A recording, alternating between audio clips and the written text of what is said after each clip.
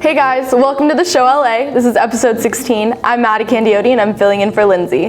This is AP. We've got a great show for you guys today. Julien Stokes, Mr. Everything from Grace Brethren is in the house. We got a few other special guests. And to my right, Maddie Candiotti, like she said, filling in for Lindsay. She's got a wealth of knowledge in recruiting, actually worked at USC in the recruiting department for the last 3 seasons. So we'll have a little Q&A later talking about what the process is like on official visits, on unofficial visits, but maybe just run the gamut of recruiting with Maddie. And also we're gonna get into some highlights right now from last year's 7-on-7 season, just to get you guys hyped about the upcoming year. By the way, February 8th, we will be at Passing Down in Fontana, but stay tuned for some highlights and a great show on episode 16.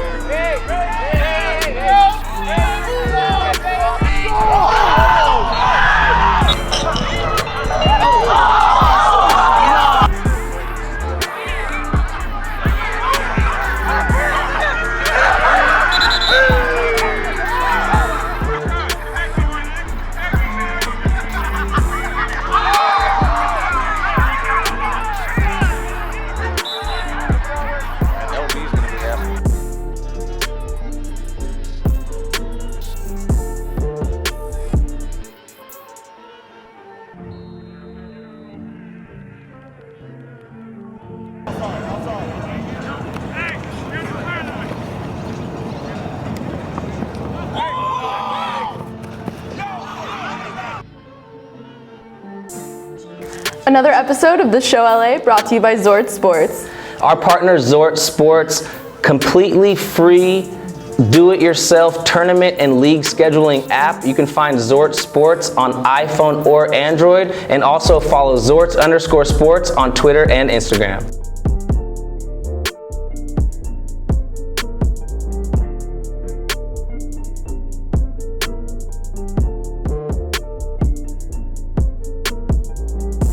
Today we have a special guest on the show LA, running back from Grace Brethren, Julien Stokes, Mr. Everything for Grace, man. You guys, like you were telling me before we started this interview, 35-man roster, so you got Iron Man players across the board.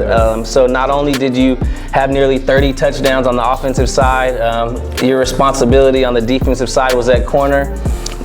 Just what was the season like, man? You came from Calabasas, but you went to a school in Grace who had won the state championship the year before, right? So you had high expectations. Right. I mean, definitely they were building something special over there, and coming from Calabasas, I was used to competing with good guys and guys that are going Division I. So making the move and plan wasn't an issue for me. I went to Grace, and the guys over there gave me a chance and competed, and from there I just did my thing this year. So.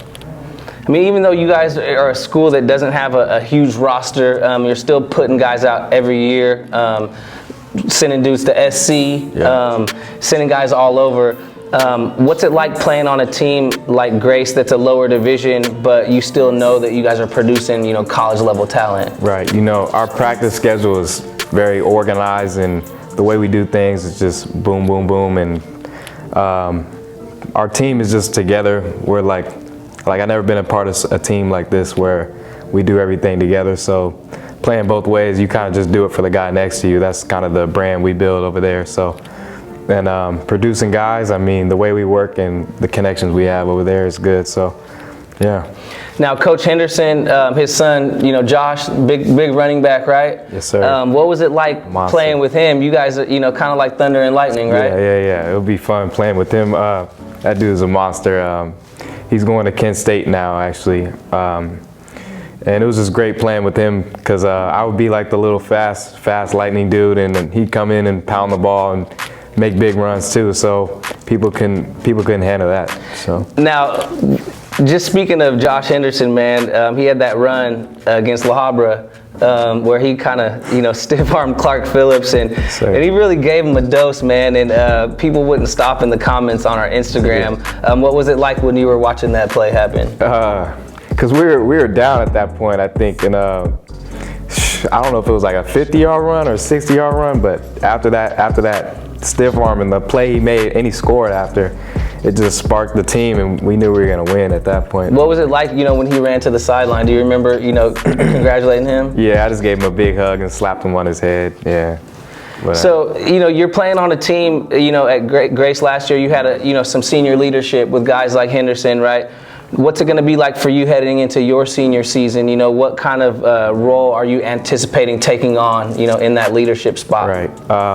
Definitely going to be playing more receiver this year than running back, trying to get me the ball in space rather than between the tackles. So just getting in shape. I'm running track right now. I'm going to have to be a leader next year because those guys are gone. We got a few guys like Jay Toya, Mikey Zelli, and me, and a few other guys, and we're just going to have to step up and get the job done. So definitely going to have to get in shape this year, be ready to play both sides again, and do it all over. So now you're running track. What was your influence to get out there on the track? Just that speed is just a killer for me. Like, my quickness is crazy. Like, I don't think anybody can stop and start like me, and I can control the game that way. And I used to play lacrosse for 2 years, and I haven't ran track since freshman year. So it'll be good for me to get my speed going again. Are you going to get out there on the 7-on-7 circuit this year? And if so, who are you running with? I'll be playing with Pro Way if I do play, but I don't have any plans on it right now. I mean, it's the 7-on-7, not really a spot for a running back, right? But I mean, if you're playing the slot, you can get some reps in out there. Oh yeah. And Pro Way, Big D Holmes, he's been on the show. We've had a few guys from Pro Way on the show, so shout out to Pro Way, man. They're legit at Pro Way training. If you guys want to check them out. Talk a little bit about recruiting right now. You said it's kind of slow right now, but you are hearing from some schools. Who are you hearing from the most right now? I say Utah right now, and a few Ivy Leagues. Utah's probably the biggest. I've been talking to SC, Notre Dame, Washington, Utah State, Washington State. So definitely they notice me. Just got to keep working. Now, coming up as a kid, growing up in Southern California, did you have any teams that you just envision yourself suiting up for, when you got to that college level? Yeah, Oregon for sure. Since I was like 11 or 12, I've always been a Duck fan. So shout out to my man Micah Pittman over there doing his thing. So I mean, a lot of people, they're like, why these out-of-state schools? Why not schools on the home turf? What do you think it is about, this generation coming up, and why is everybody deciding to go out of state, in your opinion? I feel like a lot of out-of-state teams are working harder to try to get the guys from over here than like a USC is like trying to recruit. So I think they're just doing a better job of getting guys to sign with them and go. So I mean, is it anything to do with the uniforms, man? I mean, a little bit. Oh yeah, for sure. That comes with it too. So now, if you could look a college coach in the eye right now and just say, this is why you need Julien Stokes, on your roster. What are 3 attributes you would say, are going to qualify you to break onto a roster at the next level? Yeah, I'm a great guy in space. Make people miss a lot. I'm going to get you yards, make big plays, special teams, offense, defense, wherever you need me. So I think I can impact anywhere in the game. So is there anybody in particular, maybe that you grew up watching or, recently, in recent years, from the college or the pro level that you try to model your game after? Yeah, D'Anthony Thomas was always one for me. I feel like I'm kind of like him. I say Tyreek Hill too, and I always watched Darnay Holmes since he was in 8th grade, so he's a big influence on me. Now talk about Darnay, man. What are some of the things that you saw him do on the field that you said, man, I want to be, be making those kind of moves one day? He had great talent, and he worked hard too. So just seeing him do his thing on the field and off the field was just a role model for me, and the way he does things, and he's very humble, so I try to be like him. What's the best advice that you've gotten from Darnay? Being, with the Pro Way family, right? That's his dad that runs that organization. Yeah, he told me just keep playing the game. I mean, play the game because you love it, not because you're trying to get offers, and the rest will come, so that's probably the best thing. Any big plans this year and as far as individual goals going into the 2020 season? Yeah, definitely playing more receiver this year, catching the ball in space and making big plays that way. I played a lot of running back, so never really got to get out in space and show what I got. Now, as far as the track goes, what events are you competing in? 100 and 200, and then also the 400 this year. It's gonna make me It's the Ironman race, yeah, man. it is. It's I remember whenever they would need a guy in the 4x400, you know, I was a long jumper, triple jumper, but they would say, Plunkett, you know, we need a 4x4 guy. And, right. And, you know, I would be ahead the first 3/4 of the lap, and then, you know, once that lactic acid kicks in and you just... You're on that last kick, it's just, yeah, no, that is a man's race. It is. In terms of the 100, what's your PR? Or, what, you know, what are you aiming to run this year? 10.8. Freshman year, I ran 11.4, so, and then I played lacrosse ever since then, so I'm hoping to getting the sub 10, so. Now, you know, on the West Coast, lacrosse isn't huge, right? It's really big on the East Coast. But talk to the football players out there and let them know, you know, what in the game of lacrosse, what helped you, you know, to translate into your game on the football field? Yeah, just eye coordination. You got to catch with the stick, so it's like you got to really focus on watching the ball in. And it's a really small ball, so it helped me with that, and just staying on my feet too, because in lacrosse, if you go down, you're gonna get hacked. So I stayed on my feet and really just running back and forth. It's like soccer with the stick in your hand. So conditioning was great with that, and agility. So now with your options next year, last question, weighing an opportunity to play in college, you know, maybe, you know, at a smaller school that's, you know, not an Ivy, or at an Ivy, right? Like what's the benefits to you, you know, either way, right? Right. Obviously going like Pac-12 or one of the bigger schools, football would be like the main thing, but there's nothing wrong with the Ivy League. Like they say, like the 4 for 40 situation, where after football you can go get a job, you can go make money. So there's not a problem either way you go. Now, any plans to take any visits to those schools? Have you lined up any unofficials? Yeah, not any unofficials yet. I'm planning my summer right now. I want to go up to Cal, and I want to go visit Utah, and then Yale as well. They've been talking to me a lot, trying to get me up there, so I'll go check that out. All right, well, Julien Stokes, Grace Brethren, they went to the ship this last year, 3 touchdowns in that game against Corona Del Mar. They fell short, so he's got big plans for the 2020 season. But thanks again, Julien Stokes, Grace Brethren, running back, and Mr. Everything. We appreciate you coming on the show, LA. And then really quick, where can they find you on your social media? Julien Stokes, Julien Stokes. And that's Twitter and Instagram? Twitter, Instagram, everything, yes sir. Hey, check it out. It's his real name on his social media, right? So college coaches or recruiters can actually find this man. No nonsense. If you're trying to get exposure and you want people to find you, you know, take this man's lead and use your real name. But Julien Stokes, appreciate you, man. Thank you, appreciate it. So like I said, Maddie's joining us today with a wealth of knowledge in the recruiting world, working in USC's football department for the last 3 seasons. She's gotten to see a ton of recruits coming in and out of that building, whether it's on officials or unofficials. But first question I have for you, Maddie, and a lot of kids out there, parents might have the same question. What's the main difference between an unofficial visit and an official visit? So an unofficial visit, based on like the calendar year when recruits can stop by, as long as it's a legal time to talk to recruits, they're more than welcome to come by, and maybe at that time they'll get to come watch a practice or get to be shown around the John McKay Center, which at USC is our athletics kind of warehouse. Like that's where everything takes place for all of USC athletics. So they'll come by, get a few tours, maybe talk some ball, get to see campus and kind of check it out. But on an unofficial, and this is what really makes that distinction, is the universities cannot pay for anything. When you're here on an unofficial, you're just coming to see what's up and what's going on like a normal day on campus, maybe talk to some coaches, things like that. On an official, however, that's your 48-hour period to come visit the school, and it's like they get to take you out. They get to show you a great time and what it's like to be a part of, for USC, the Trojan family. And it's an amazing, amazing time. It's super fun. You get to go to some dinners, you get to hang out with the players, you get to go to practice or a game, whatever it is. So that USC will, or whatever university you're visiting at the time, will cover the tab. Now, how do you schedule an unofficial? So say I want to come on the campus and visit and check it out. out, you know, what are my steps that I need to go through? So I'm not the director of on-campus recruiting, but generally that will go through there. At USC, there was Kelsey Winkle. She was awesome. Shout out to Kelsey.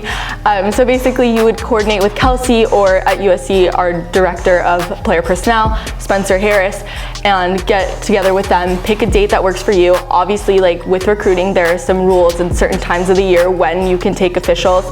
Generally during season, that's what I always love, because you get to see a game, get to go out on the field with the guys, get to go in the locker room, and you know, at USC we have all those great alums coming through, so you get to talk with them, and then you would just pick your date that works for you, and then it's at 48 hours. Generally you'll come in on like a Friday and stay through Sunday, or however it works, but you get 48 hours of activities. Now, walk us through a day. Like, for example, what time would a kid show up, you know, on a particular weekend, right? If they are on an official, like, what's it like? So that totally depends on you, what time of the year, what's going on. So if a recruit's in season, obviously they have their Friday night football games. Sometimes, depending on the person, if they're local or when they want to fly out, they'll come out like that night, or you know, maybe they have their bye week. Sometimes they'll come out really late on Thursday. They get to stay in the hotel that night. Their official starts right after that. So they have a little bit of time to check it out, and it totally is up to you. Now it's a life decision, right? You're 4 years of college. So if you live locally and you have some universities in your area, you know, how often may you see kids on unofficials, right? You may see kids multiple times, right? Come in just to check it out, to get comfortable. You know, what's that process like, and how, you know, how often may you see one player on campus? Honestly, it totally depends on who you are, what your schedule is like, and who you're talking to at the team. Definitely kids can drop by whenever it's scheduled and it works for them. So there are kids that you see like every week, and then there are some kids that you see, you know, once every couple of months. Now, as far as recruiting goes, unless you're a parent that's had a child that's gone through the process, you don't really know. You're kind of blind to it, right? So what's your advice to parents out there who may think, you know, their kid's not getting recruited as much? What kind of things can they do to be proactive to help their kid, you know, get the spotlight a little bit more with some of these schools? That's a tough one. Honestly, I feel like every school is so different, and the way recruiting works at every different university is so unique to them, and sometimes it depends on what position's opening. Like, you know, if you have a bunch of DBs graduating that year, like you just need a standout star player that'll help kind of carry in and usher in that new era. So it totally depends, and I don't know if there's much that parents themselves can do, to be completely honest. Like, my best advice would be more geared towards recruits, and it would just be work your butt off, get in there every day and practice and practice and practice. And another thing that's really important, and this is actually something Coach Helton really emphasized, you have to be a man with strong character. Like, no school wants to bring in a recruit that's gonna be skipping classes and not putting in the work, because when you're at a university, it is so tough. Football is a job, and it's a totally different level than high school. I know you guys are busting your butts and working really hard, but it's a different ball game, and you're up against the best of the best. So you just got to be able to give 100% no matter what it is. You're a student athlete, and you're a strong man, and you're a role model to so many kids that are in high school and the kids around you. So you have to be a man with strong character. What are some of those things that may hurt a kid's recruiting, right? Everybody's under the microscope these days. You know, when I was coming up, we didn't have social media, so I didn't have to worry about it. If we did, you know, I probably would have hurt my chances more so than helped. But what are some of those things that can either hurt or help recruits' chances of being looked at, like you said, with character-wise on social media? Ooh, okay, social media is a big one. Like, obviously, when you're going through and doing a little research on these guys, we will look up your Instagram profiles and Twitter profiles, because that's a main way that like some schools are able to connect with you guys via social media. So do you guys have apps that like monitor and track that kind of stuff for you guys? No, I don't think we necessarily have an app that like tracks their social media like day-to-day usage or anything like that. Like, it would be more, we'd go through when we're talking to you or something like that, when we're looking you up, and we don't want to see a guy who's posting like rude comments or anything like that. Like I said, it's big on character. I mean, that's not going to be necessarily like a make or break it thing, but I will say one thing that can make or break your career in getting recruited is bad grades. If you can't get the grades to get into some of these schools and you're not NCAA eligible, that's your career right there. You might have to go to a junior college, and that's totally fine. That's a path that's like totally works for so many people. But if you're not able to get the grades and eventually transfer or what have you, there you go, you can't play college football. Once you get on campus, and you're a player on the roster, is there help and assistance for the athletes, for the student athletes, in terms of making sure their social media is looking right, making sure they're representing the university right? Do you guys take steps to ensure that kind of stuff, So stays tight? Definitely on like the sports information side of things, that wasn't something I did. And again, like I can only speak to USC and only speak to what I know as a former recruiting and operations assistant, but I know we have a great sports information team at USC, and they're there to help, and especially some of the guys like our captains, they'll kind of get a little bit of media training and stuff like that, so they know how to represent and speak confidently to a camera and things like that. All right, well, Maddie, you answered some great questions. If you guys have any more questions, by the way, feel free to tap in the comments, ask some questions. If we don't know the answer, we can actually, hit up Maddie here, and she's got some, some inside information that can help you guys with the whole process. But we appreciate you answering some of those questions for us, and hopefully you guys are taking notes and you just learn a little bit more about the process on the show LA. Thanks, Maddie. Thank you. All right, guys, we're back. Another special guest on the show LA today. We have Niles Malele. We're showing love to the big men.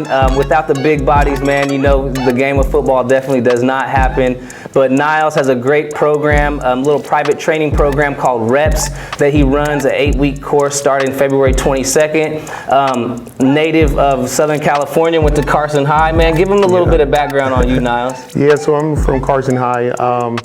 Basically, we run a reps program. It's a progression camp, and it's set up for 8 weeks, starts February 22nd, and it's really just something to where we want to build from the ground up. So it's more of a progression as opposed to just something where we go out and work out every weekend. So there's a curriculum that we put together for that on both sides of the ball.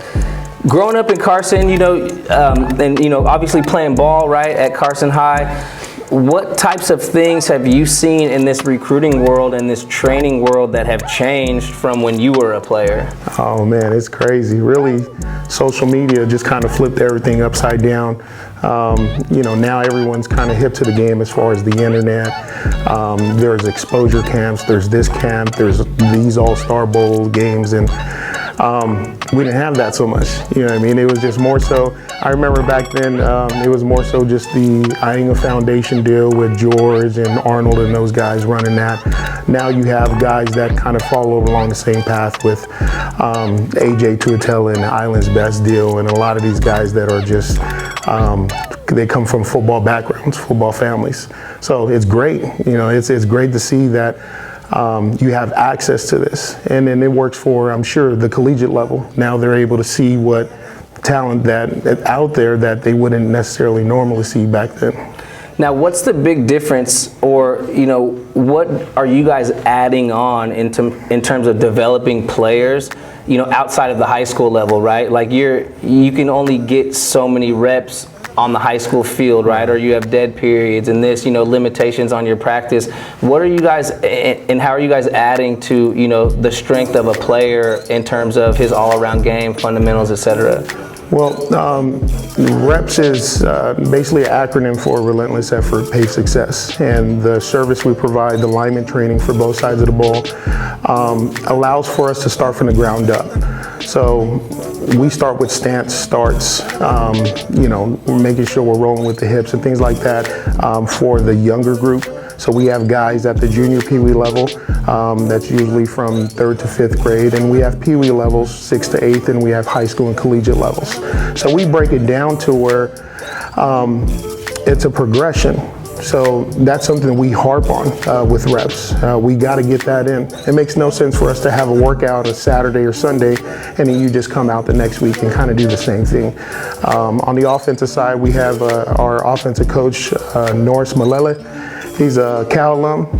He played back when Money, or we call him Money, Marshawn Lynch was back there, A-Rod. Back when he was... Right, yeah, exactly. Ghost riding, all of that. So a lot of what he learned under Coach Maholchek is what he brings over, and then we just follow suit. On the other end, we have our D-line coach, Austin Maluata, and basically he has a curriculum for that side. And they somewhat mirror what we do from week 1 all the way to week 4. So I can actually tell a parent, okay, week 1, this is what we're working on, stand, starts, boom, hand positioning, whatever the deal is in the run fit. Then we get into pass pro and all of that. Now we've added Miles Mwanga-Tutia, who's actually a professional AVP volleyball player. Also, he's our strength and conditioning coach. He's a part of 9 for 9 training. Helping with that explosion. There's a lot of components that we're adding to it. And at the end of the day, we're just trying to love on whoever's in front of us. The actual campus. Doesn't matter the stars, this, that, you guys are... It doesn't, yeah.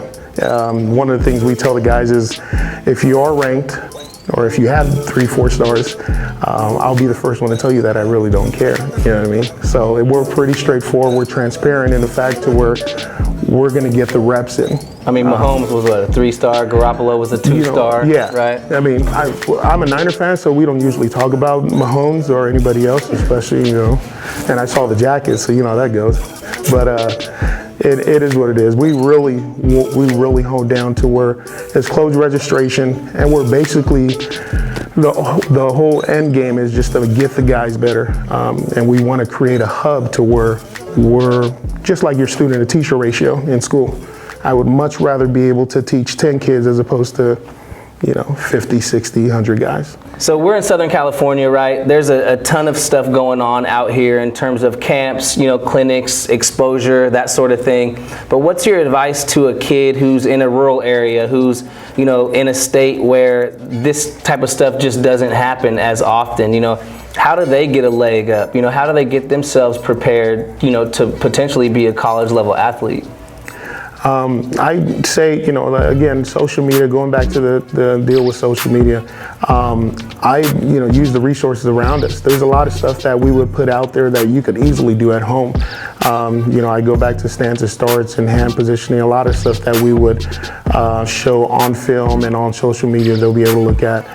The other thing is, reach out to some of these colleges. They're accessible to you on the internet. They have their email contact, and with the social media world now, there's recruiting this, recruiting that. So it's allowing us to be able to firsthand speak with some of these guys. It's back when we were going to high school, it's something to where it's like, all right, how do I get through? Man, I had to send in my VHS tape, man, when I was getting recruited. It's hard, and now it's just at a click of a button. They're like, what's a VHS? Yeah, they're like, what does that stand for? We might flash a VHS on the screen right there. You want to check it out. But yeah, I say the same thing, you guys. And Coach Niles hit it on the head. You have to be proactive. You have to reach out to the schools. I mean, a school that knows you're communicating with them often and trying to get a hold of them and get their attention is probably going to put you a little bit higher on the list than a guy who's not being proactive. Being proactive is a big part of the recruiting process. If a school knows that you love the game of football, you just don't just like football. A college wants to know that you love football and you're all about football. Am I wrong? Right, hit it on the head. So, man, Coach Niles doing a great thing over there at Reps. Where can they find you guys on social media? Reps Lineman, so it's REPS_Linemen. You can find us on Twitter, Lineman Reps, and even if you just put Reps Lineman on Facebook, so we're on those different platforms. All right, and some guys in the program this year that are going to hopefully make some noise in 2020. Yeah, we have. We're not one to pub. It's just our background. At the end of the day, we want everybody on. Yeah, we want everybody on. But there's a couple spotlights that we have on a couple guys at the Bosco program. We got Jair Satella, and he's well known, and he has a nice little resume coming up as young as he is as a sophomore. So he might eventually be in this Polynesian Bowl one day. Exactly. Yeah, this is the helmet from last year's game. This year they had some heat, man. Oh man. So I'm waiting on those helmets to come in so we can maybe switch this one out, man. Right. But so Reps Lineman Academy. producing future All-Americans, man, already, in the early stages. But we look forward to, seeing your guys' progress and definitely following up with some of your players. Cool, no doubt. Appreciate you. Hey, you guys, we have this fun little thing that we do on the show, LA.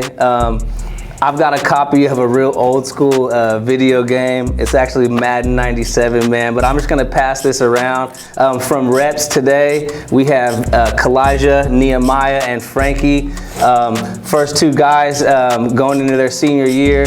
We got the big freshman to my right, Frankie, about to be a sophomore next year, but man, what are your thoughts on looking at this, man? You see the graphics on the back, what do you think you could have done on this game compared to these new Maddens, man? I'm gonna do nothing on this. I don't know, it's kind of look depressing. I don't know. This is old. Hey man, this is back in the day when they didn't even have player fatigue or any of that stuff, man. I don't know, you guys might not remember, man, but when a player got injured, the ambulance used to drive onto the field and pick him up, and sometimes the ambulance would run over the players. But that's all we had, man. That's all we knew. But see, when you young bucks say, you want to get on the sticks, we got some of us guys, like me and Niles. Shoot, we got, how many years in the game? Dang near 20 years in the game playing Madden, man. Y'all don't want it on the stage, bro. Now, I'll tell you what, I always joke, man, if I had online gaming when I was in high school, I was already, almost missing class because I was up all night playing this against the computer, So online gaming, man, I don't know if I would have survived your guys' era. So, I mean, with all the distractions and whatnot, you guys are still balling, You guys have a lot more distractions than we had, especially with social media and that sort of thing. But being with reps, I'll start off at the beginning with Kalijah. What's been the biggest benefit for you doing the private training with reps? Mostly just perfecting my craft, getting better at the game, and it's good because they don't only teach me what to do, they teach me how to do it and why I'm doing it. Give me background and just upping my football IQ. And Nehemiah, what are your thoughts? Well, it's mainly the consistency, because the hardest thing to do is just to be consistent with things. So with the reps camp and the progression, it just helps me to stay in my craft and just keep doing me. Now you're going into your senior year, right? So what are some of the goals that you've set for yourself, through reps to make an impact on the field more so this year? My goal is just to stay consistent, really. I mean, hey, there's nothing wrong with that, man. Consistency is definitely key. And now, as far as you, Frankie, you're a youngster, right? So you're getting this tutelage early on. Where do you see yourself fast forward 3 years from now after benefiting from this training? I see myself in college, college, especially when Coach Manella is my coach. A lot of good teachers he teaches me, us as youngins. Who are some of the guys, and we'll start off at the front with you, Nehemiah, who are some of the guys, coming up, high school players from the local area that you idolized, right, and you wanted to kind of model your game after? You probably saw their highlights on SportsRecruits, and stuff like that. Who are some of those guys that you looked up to? I look up to Ty Marks from modern day. I played rugby with him, so just trying to do better with him. Ty Marks, man, a Polynesian Bowl All-Star. We spent about a week with him in Hawaii, man, and just committed to Colorado State, right? So shout out to Ty, man. And what about you? I think there's this one small DN from Mater Dei. He graduated a couple years ago. His name is Nate Rongaleo, but I remember he was like this tall, but everyone always overlooked him, but he stayed in the backfield. Yeah. Oh yeah, he stayed getting sacks. And what about you, Frankie? Who are some of those guys that you look up to, or you're gonna try to model your game after? I don't really got a high school model. I got a college model. My cousin Tabitha Moore.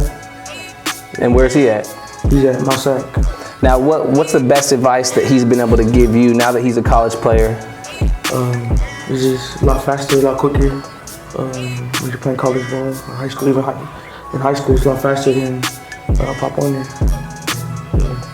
Now, as far as social media goes, man, you're getting out and getting exposure. We'll start with you, Frankie. Where can they find you, man? Twitter or Instagram? On Instagram, Frankie in the cut.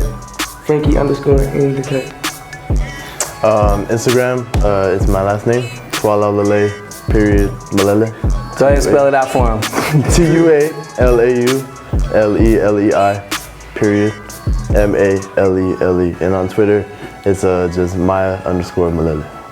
On the Instagram, __, __, and on Twitter, I'm just Kalachvita. Now, we got the Super Bowl today, man. And you guys are all bang bang Niner gang, huh? Yep. Hey, you know, you got to stay true to the fan, man. I'm the only one standing up here with the Chiefs jacket on. But, hey, you guys, tap in the comments on this video. The Super Bowl is going to be done by the time this episode airs. But tap in the comments, man, and you could let me know if I was wrong, or you know, you could let these guys know if Mahomes really did his dirt, man. But we appreciate having you guys on. Much love. You know, the Show LA wouldn't exist without student athletes like you guys coming on and showing that support. So again, we really appreciate it, and we look forward to catching up with you guys, man, in the future. Yes, sir. Thank you. I need love.